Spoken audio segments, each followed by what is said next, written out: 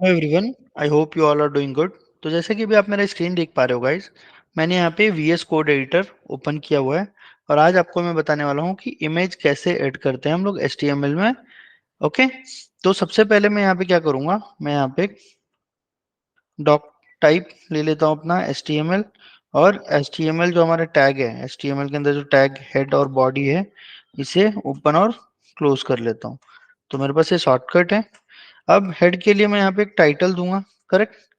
Head के लिए मैंने यहाँ पे टाइटल दे दिया। और इसको मैं यहाँ पे क्लोज कर देता हूँ। और मैं बोल देता हूँ image example. Correct guys, image example. अब मैं यहाँ पे क्या करूंगा, अपने बॉडी में यहाँ पे H3 जो टैग है हमारा हेडिंग के लिए, वो ले लेता हूँ। और मैं यहाँ पे क्या बोलूंगा, H3 को मैं क्लोज भी कर लेता हूँ और यहाँ पे बोल देता हूँ एब्सोल्यूट पाथ। तो गाइज हमारे पास इमेज ऐड करने के लिए दो टाइप के पाथ होते हैं, एक एब्सोल्यूट पाथ होता है, एक रेलिवेंट पाथ होता है। ठीक है। तो एब्सोल्यूट पाथ मतलब क्या हो, पहले उसके बारे में देख लेते हैं। तो सपोज करो मैंने एक मेरा ब्राउजर यहाँ पे ओपन किया, as browser. Correct guys. As browser open करके मैं यहाँ पे जाता हूँ और मैं बोलता हूँ गूगल। गूगल में मैं सर्च करता हूँ, if I search over here, यहाँ पे बोलता हूँ इमेजेस। अब मैं एक इमेज कोई भी यहाँ पे चूज करता हूँ और मैं राइट क्लिक करके यहाँ से कॉपी इमेज लिंक करता हूँ। ठीक है। इमेज लिंक कॉपी किया मैंने, वापस मेरे कोड एडिटर पे आता हूँ गाइस। अब हमारे पास एक, मैं बोल सकता हूँ, टैग अवेलेबल है I M G. I M G क्या है, सेल्फ क्लोजिंग टैग है। ठीक है, इसे क्लोज करने की जरूरत नहीं रहती। अब इमेज टैग के अंदर मैं क्या प्रोवाइड करूंगा, S R C. S R C मतलब क्या होता है, सोर्स। सोर्स में यहाँ पे दे दूंगा मैं कोट्स के अंदर, मैं वो लिंक सेव, लिंक पेस्ट कर दूंगा और फिर मैं इसे सेव करूंगा। एंड जब मैं गो लाइव करूंगा यहाँ पे गाइस, तो देखो मेरे स्क्रीन पे एब्सोल्यूट पाथ वाला इमेज मेरे वेब पेज पे आ गया। अगर मैं चाहूँ तो इसका विड्थ और हाइट भी मैनेज कर सकता हूँ। विड्थ के लिए क्या करूंगा मैं, सपोज विड्थ इक्वल टू, मैं यहाँ पे बोलता हूँ 400 कोट्स के अंदर। Correct guys. और हाइट के लिए मैं बोल देता हूँ हाइट इक्वल टू, वापस कोट्स के अंदर मैं बोलता हूँ 1, और I can say 200। Correct guys. और बाय डिफॉल्ट अगर आप यहाँ पे px दोगे ना, तो ऑब्वियस सी बात है वेब पेज पे आपको पिक्सल में कवर करेगा। अगर आप px नहीं भी प्रोवाइड करोगे तो HTML खुद से बाय डिफॉल्ट कंसीडर कर लेता है और इमेज को इन अ पिक्सल फॉर्मेट सेव करता है, वहां पे प्रेजेंट करता है। जब मैं इसे सेव करूंगा गाइस, और देखो अभी मेरा ये इमेज का जो साइज है वो छोटा हो गया। अब इसी तरह से अगर मैं यहाँ पे कर्सर लेके जाता हूँ गाइस, तो मुझे इस इमेज का कोई नेम नहीं दिख रहा है। तो मैं यहाँ पे क्या कर सकता हूँ, मैं यहाँ पे एक टाइटल प्रोवाइड कर सकता हूँ। टाइटल इक्वल टू, मैं यहाँ पे अगर बोलूँ this is nature, nature image. Correct. और मैं वापस सेव करता हूँ और देखो जब मैं यहाँ पे जाता हूँ तो देखो मुझे यहाँ पे नेचर इमेज का एक टाइटल दिख रहा है। मेरा फोटो कौन सा है, वो नेचर इमेज ऐसे दिख रहा है। तो गाइज ये हो गया मेरा एब्सोल्यूट पाथ। अगर इसी तरह मुझे अगर कोई रेलेवेंट पाथ देखना हो, कि अगर मैं बोलूँ कि यहाँ पे मुझे रेलेवेंट पाथ क्या होता है, ठीक है, तो अब रेलेवेंट पाथ के लिए मुझे क्या करना पड़ेगा, मैं वापस यहाँ पे अपने ब्राउजर पे जाऊंगा और इस ब्राउजर को मैं सेव इमेज एज करूंगा। सेव इमेज एज में क्या करूंगा, nature dot JPEG. Nature dot JPEG as a file मैंने मेरे डेस्कटॉप पे, देखो यहाँ पे सेव कर लिया। Correct guys.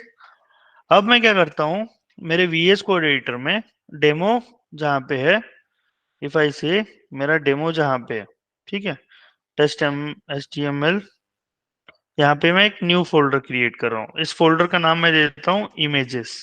ठीक है। अब अगर मुझे यहाँ पे इमेज कॉपी करना है तो मैं ऐसे भी ड्रैग एंड ड्रॉप कर सकता हूँ। देखो तो यहाँ पे मेरे इमेजेस फोल्डर में एक nature dot JPG image add on हो गया। अब मैं वापस मेरा जो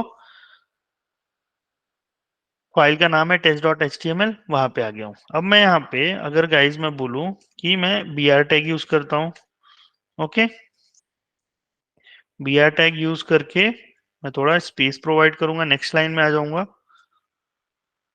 और अब मैं क्या बोलता हूँ, h3, करेक्ट। अब मैं यहाँ पे बोलता हूँ रिलेटिव पाथ। रिलेटिव पाथ क्या होता है, अब आपको ये चीज समझ में आ गई कि जो आपके पास ऑलरेडी सेव हो। इसके लिए भी हम लोग क्या करेंगे, कौन सा टैग यूज करेंगे, img, correct, img tag use करेंगे। बट मैं यहाँ पे एसआरसी का फुल फॉर्म क्या है, सोर्स। सोर्स में मैं क्या प्रोवाइड करूंगा, पहले मैं मेरे फोल्डर को लोकेट करूंगा। फोल्डर को लोकेट करने के लिए क्या है मेरे पास, dot slash.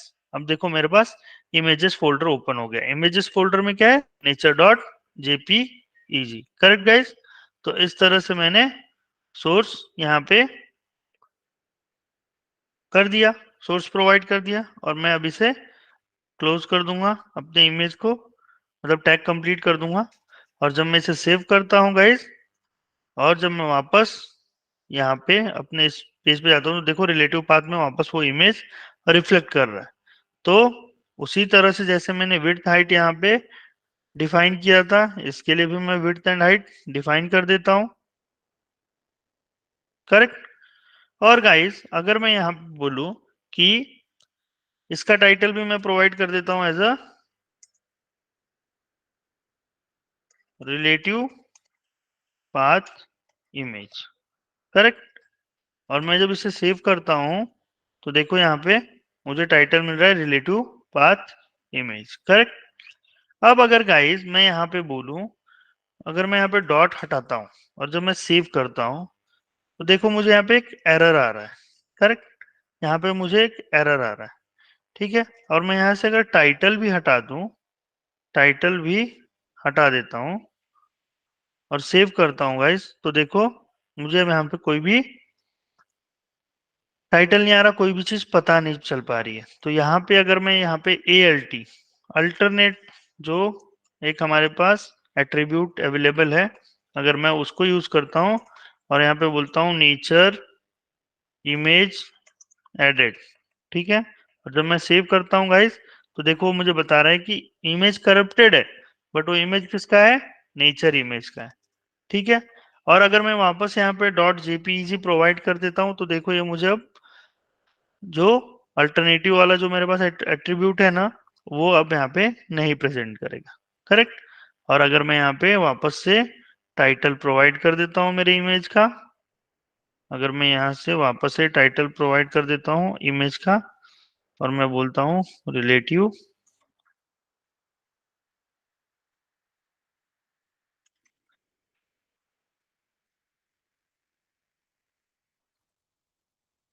Relative nature image, तो देखो जब मैं वापस यहाँ पे आता हूँ, तो relative nature image as a title मुझे यहाँ पे दिख रहा है।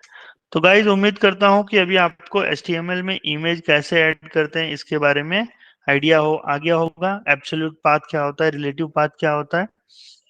तो इसी तरह से HTML में और भी जानकारी चाहिए होंगी, तो आप हमारे चैनल को सब्सक्राइब कर सकते हो, हमारे वीडियोस को लाइक करो गाइज। और जो भी कोई क्वेरीज हैं आप हमें कमेंट बॉक्स में भी पूछ सकते हो, नहीं तो इस वीडियो के एंड में हमारा कॉन्टेक्ट नंबर प्रोवाइडेड है, please feel free to ask your questions. So thank you so much guys for watching this video.